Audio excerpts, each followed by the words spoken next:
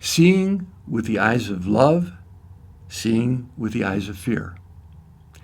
It's common knowledge that two people presented with the same event can interpret that event in vastly different ways.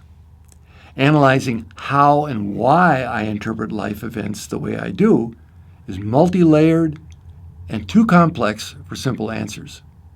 Yet there are simple tools which you can learn in the next 10 minutes to help you not only determine what is influencing your perceptions and the behaviors you initiate because of them on a routine basis, but also what you can do to alter these influences to be more consciously beneficial for your life.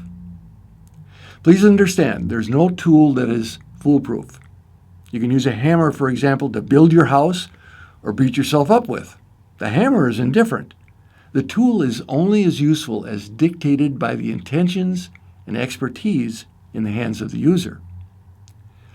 The tool, simply stated, is asking yourself the question when faced with a challenge or uncomfortable situation: am I seeing this with the eyes of love or the eyes of fear?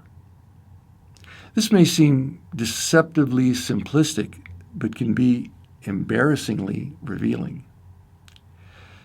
Take your situation at the present moment. You're watching a video and listening to a speaker, me. Answer these questions to yourself right now. When I see this video with the eyes of love, I see, and then listen to what intuitively comes up.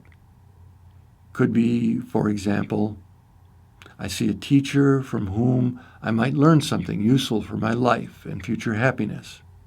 Or just, I see a topic that holds some mild interest for me, and I'm willing to continue watching until it loses interest. Don't overanalyze it. Just take what comes to mind. Next, answer this.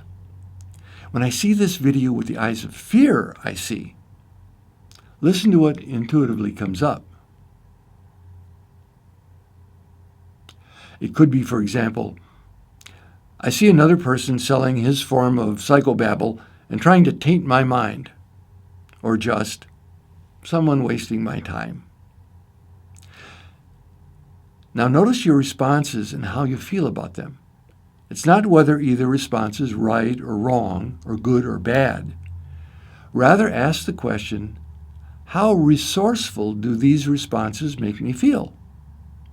What responses lead to my taking action that serves me best? Now, if you're still watching the video, you probably had some measure of intention to see if something might be of use to you, which would fall in the side of a loving intention to see a potential positive outcome for yourself. Now, granted, the question, am I seeing this with the eyes of love or the eyes of fear, does not always have an either-or response. We most often have some of both. The operative question is, how much love and how much fear is generating my perceptions and judgments? Even more importantly is, what can I do to change the proportion to get more of what I want?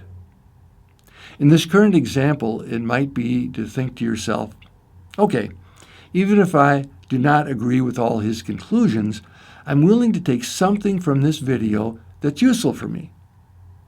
Now you've taken the time you are spending out of the win-lose category, which is more fear-based, and putting it in the resourceful category of getting benefit because you value yourself and you don't waste your time. By asking the question, you can observe how much love can expand your possibilities and fear can limit them. Am I saying you should never look through the eyes of fear? Absolutely not. Fear is an evolutionarily useful tool, or else it wouldn't have survived and gained such popularity. I'm standing in the road in a dark and the car is coming in my direction. Not time to ask the question, am I seeing this with the eyes of love or the eyes of fear? Wrong time to use the tool. Listen to the fear, just get off the road. Remember what I said at the beginning of the video, however. This tool is used to help determine what is influencing your perceptions and the behaviors you initiate because of them on a routine basis? In other words, am I treating most decisions in my life like a car is bearing down on me? Has fear become my main mode of operation behind all of what I see in life? This tends to make me less resourceful and have less happy options every day. I'm not giving life a chance to serve me.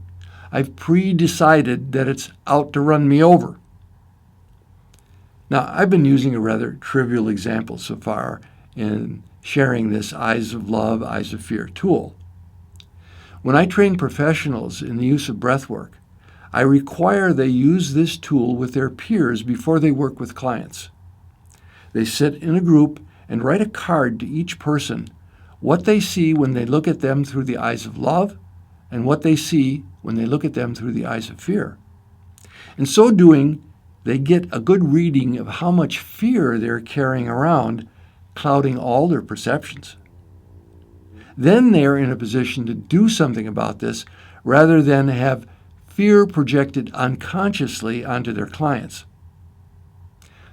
Imagine yourself sitting at the dinner table and telling each person what you see when you're looking at them with fear and what you see when you're looking at them with love. This is extremely revealing because it's really you who you're talking about, not them.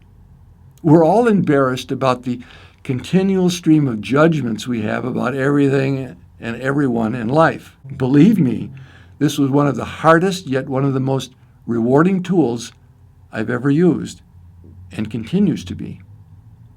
It does get easier to forgive yourself for being human and move on being empowered by choosing more love in your life than fear. No one has to know you are doing this because you're communicating this to yourself, not them. Yet everyone around you will get the benefit of your loving awareness. I give you this tool freely because the more people having the courage to use it, the better my world is. So here's looking at you with the eyes of love. This is Jim Morningstar.